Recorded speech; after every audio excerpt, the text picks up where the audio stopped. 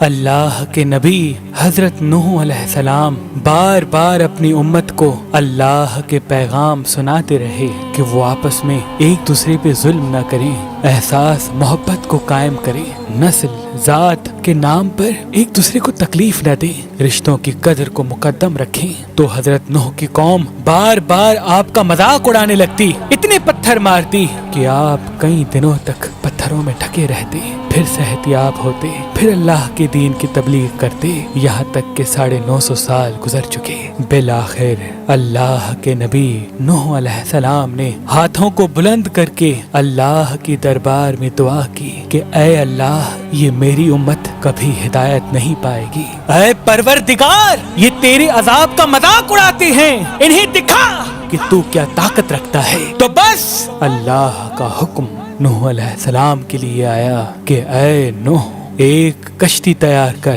اور اس میں پورے جہان کے چرند پرند کو اور ان انسانوں کو شامل کر جو تم پہ ایمان لے آئے۔ تو یوں اللہ کے نبی حضرت نوح علیہ السلام نے درخت اگائے اور کشتی بنانے میں لگ گئے۔ وہ پوری قوم ہنستی رہی اور نوح علیہ السلام اللہ کے حکم کو تسلیم کر کے اپنے فعل میں مصروف رہے۔ تقریباً 100 سال کے بعد وہ کشتی تیار ہو گئی اور نوح علیہ السلام تمام چرند پرند کے جوڑوں کو ان کشتی میں سوار کر ہی رہے تھے کہ اتنی دیر میں سانپ اور بچھو آپ کی خدمت میں حاضر ہوئے اور کہنے لگے، اے اللہ کے نبی، اس نجات کی کشتی میں ہمیں بھی سوار کرو۔ اللہ کے نبی نوح علیہ السلام نے فرمایا، تم تو انسانوں کو تکلیف دیتے ہو، ان کو کاٹتے ہو۔ تو یوں سانپ اور بچھو رو کے اللہ کے نبی سے عرض کرنے لگے کہ اے اللہ کے نبی، آپ ہماری نسل کو بچائیں، ہم آپ سے وعدہ کرتے ہیں کہ جو بھی انسان سلام علی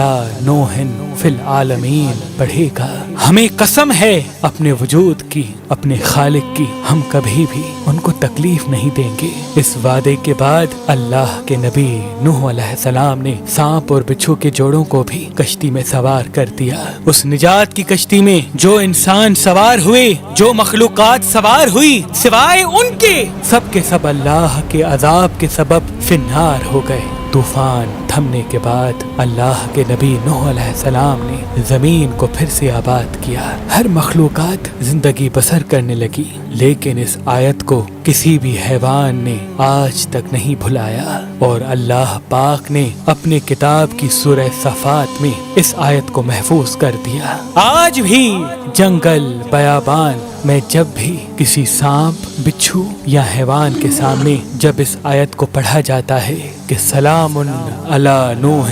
فی العالمین، تو سانپ ہو، بچھو ہو یا کوئی بھی حیوان و جن اس آیت کے احترام اور اس کے پسے پشت وعدے کو سمجھ کے اس انسان کے قریب نہیں آتا۔ بے شک اللہ نے اپنی کتاب میں ہر پریشانی، بیماری اور مصیبت کا علاج رکھا ہے،